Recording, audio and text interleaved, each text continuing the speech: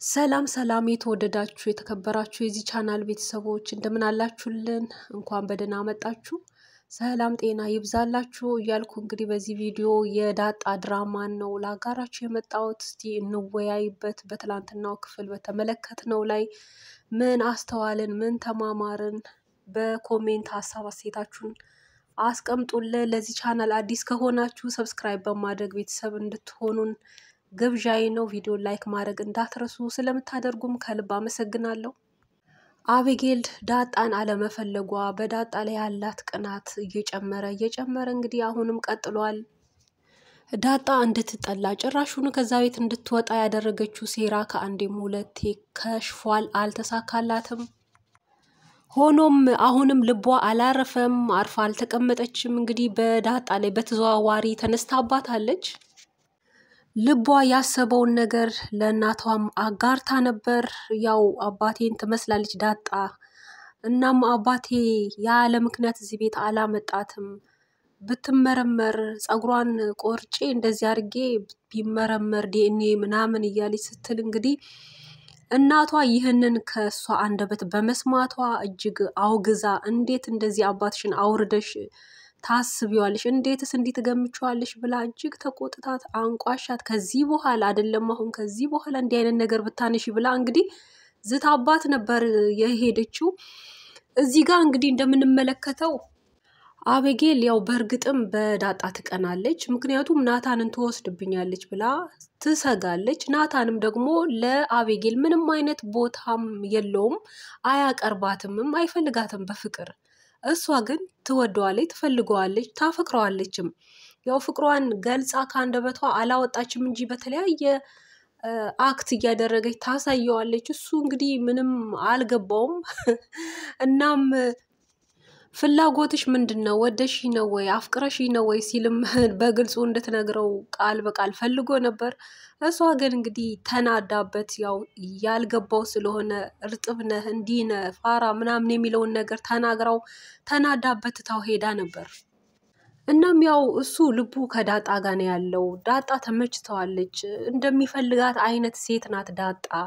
እንደ አቤጌል ያለ ሰው እሱ ፍላጎቱ ምርጫውም አይደለም። እናም ግን በዚህም የተነሳ በዳጣ ላይ ያው ቅናት ስላለባት፣ ሆኖም ያ ቅናት እንዳለም ሆኖ እንግዲህ ይቺ ልጅ አስተውላ ዳጣን ስታያት ያው አባቷን መስላለች። እናም ይህን ሀሳብ ለእናቷ በማቅረቧ እናቷም እጅግ እንደተቆጣች ነው የተመለከትነው።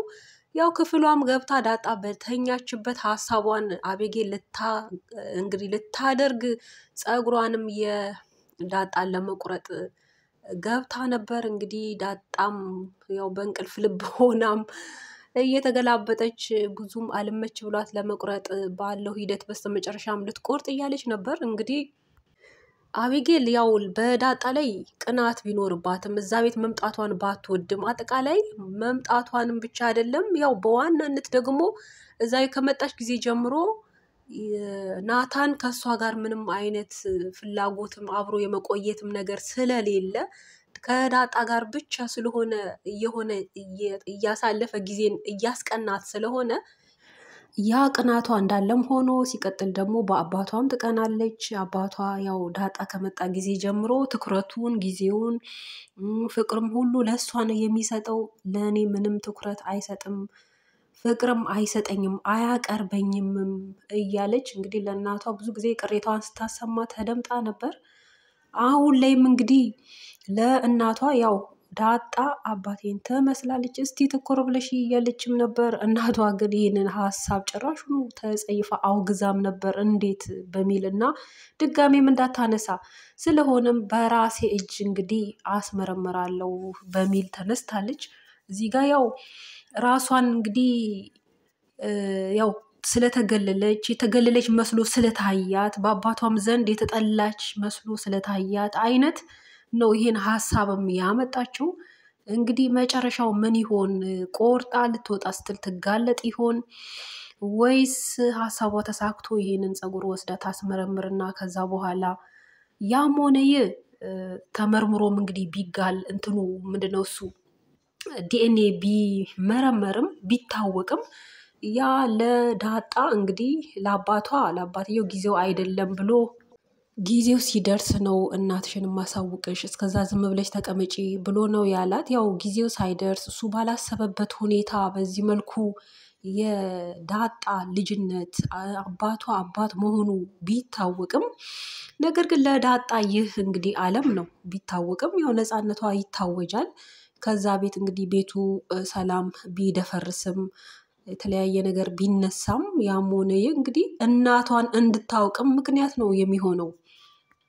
አሁን ባለችበት ሁኔታ ደስተኛ ብትሆንም ዳጣ ያው የእናት ጥያቄ አሁንም አለ ውስጧ፣ የእናት ጥያቄ አለ። ሲቀጥል ደግሞ በነፃነት እህት ወንድሞች እህት የሆኗት እህት መሆኗን አውቀው እንዲሁም ደግሞ አባትም አባት መሆኑ ታውቆ በቤተሰብ ዘንድም በአካባቢም በሀገርም በአጠቃላይ ሰው ሁሉ አውቆ በነፃነት በቃ ቤተሰብ አለኝ ብላ ለምታውቀው ሰው ለጓደኞቿ ማስተዋወቅ ነው የምትፈልገው። እስከ መቼ አባትነት ተደብቆ አባት ተገኝቶ እንደገና ደግሞ ይህ በሚስጥር ሆኖ እስከ መቼ ነው? የእሷ ጥያቄ ነው የዘውትር። አባቷ ደግሞ እንግዲህ ቤተሰቤን ወዳለው፣ ኑሮዬን ወዳለው፣ ሚስቴ ልጆቼን ወዳለው፣ ሰላሜ ቤተሰቦቼ ሰላም እንዲደፈርስ አልፈልግም። ጊዜው ሲደርስ ይሆናል ታውቂያለሽ፣ እናትሽንም አሳውቅሻለሁ ነው እንግዲህ። ስለ እናቷም በህይወት ስለመኖሯም ወይም ደግሞ እናት ስለ አለመኖሯም ማለትም በህይወት ትኑር አትኑር የሚለውንም ነገር ምንም ፍንጭ የሰጣት ነገር የለም።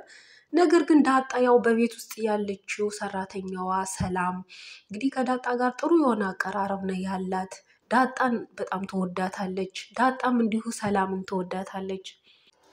እንደውም ዳጣ ሰላም ስራ እየሰራች እያለ መሄድ አላግዝሽ፣ ሳይሽ ታሳዝኝኛለሽ፣ እንዴት እንደሆነ አላቅም አንጀቴን ትበያለሽ፣ እንዲህ እያያለች ራሱ ሀሳቧን በግልጽ ስትነግራትም ነበር። ሰላምም ደግሞ እንዴት እያለቻት እንግዲህ ሁለቱም እርስ በርስ ስለ ራሳቸው ሊያወሩ፣ ዳጣም ስለ ራሷ ታሪክ ስለ ህይወቷ ለሰላም ልትነግራት እንግዲህ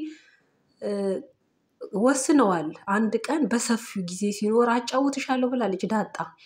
ያም ጊዜ ሳይደርስ እንግዲህ በጎን አቢጊ ነገሩ እንዲወጣ ምናልባት እንዳለችው አስመርመራ ይሄ ነገር ይወጣ ይሆን በአቤጌ በኩል ጊዜው ሳይደርስ፣ ወይስ በዳጣ እንግዲህ ለዚች ለሰላም ስለ ራሷ ታሪክ ከጅምሩ እስካሁን ድረስ ስላለው ብትነግራት፣ ሰላምም የራሷ የሆነ ታሪክ አለ፣ የምትጠብቀው ነገር አለ ከባለፈው ክፍል እንደሰማ ነው። እናም በዳጣ ታሪክ ራሷን በዛ ውስጥ ታገኘው ይሆን እንግዲህ።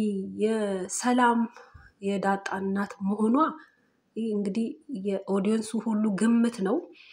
እናም መጨረሻውም ያው እንደዛ እንደሚሆን ነው። በምን አይነት መንገድ ተገልጦ እንደሚነገራት ለዳጣ ያለውን እንግዲህ በጉጉት ነው የምንጠብቀው። አቤጌል አንዴ የተገላለጠ ልብስ በመልበስ አንዴ ተኝቶም ሳለ በመነካካት ልትሰማውም በማለት ባለው ሂደት በተለያየ መልኩ ናታንን አትራክት ለማድረግ ሳያስበው ለማጥመድም የራሷ ለማድረግ ብዙ ሙከራ እያደረገች ነው። እስካሁን ግን አንድም አልተሳካላትም። ምክንያቱም ይህ አይነቱን ነገር ናታን አይወደውም። በቃ እሱ የሚወደው ልክ እንደ ዳጣ ያለ ግልጽ ሰው፣ ተጫዋች የሆነ ሰው፣ ንጹህ ሰው፣ ምንም በልቡ ተንኮልም የሌለው ሰው፣ እንደዛ አይነት ሰው ለሱ ምርጫው ነው። እንግዲህ የአቤጌል እናትም ቀስ ብላ ያው ከአቤጌል ጋር ናታን እንዲጃለስ የእሱ እንዲያደርጋት ብዙ ምክር አስመሰላ ስትነግረውም ነበር። እና ከእኛ ቤተሰብ እንግዲህ ለሚስትነት በጣም የተመቸነን የተሰጠነን እንዲነን እንዲያነን እያለች እሱ እንዲጓጓ ለማድረግ ብዙ ትናገር ነበር። እሱ ግን እንደ ዳጣ ያለ ሴት እያለ የዳጣ ግልፀኝነቷ ጨዋታዋ ምናምን ጥስዬ ሲል፣ እሷ ግን በዚህ ሰዓት በጭራሽ እንደዚህ ያለ ሰው ለትዳር አይሆንም እያለችው ነበር። እሱም ደግሞ እውነት ነው፣ እሱስ እውነት ነው እያለም ነበር። እንግዲህ ይህ ምክር የእናትነት ምክር ነው ብሎ ተቀብሎ ወደ አቤጌል ያመራ ይሆን? በጭራሽ።